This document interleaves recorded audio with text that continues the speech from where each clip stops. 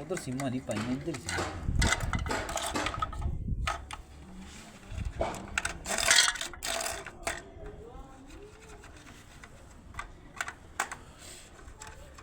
Terminal खोल के तो फिर वो सिम का वो निकलेगा। नहीं पहले मैं लूज कर लूँ बाद में खोलूँगा। अच्छा, अपनी आसानी हो क्योंकि आगे हमने ही काम करने, जो पेंडिंग है हमने करने। ये तो भी आपको ठेका मिला हुआ। फिर जो है ना बाद में हम ही नहीं देखने, मीटर ला दे तानू करने में। पहले देखने सीखने। ये सिम का है जी, बैटरी वगैरह इसी के अंदर है। एक मिनट डाल, सिम डाल।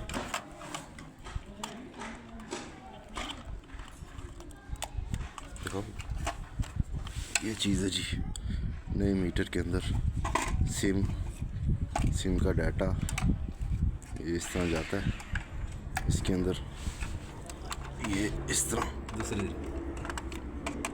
तरह जाएगा, ये फिर लॉक हो जाएगा।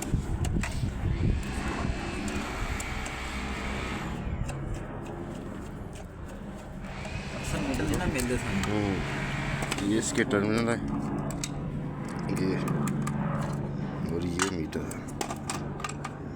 ये आज चेंज करने आए हैं भाई।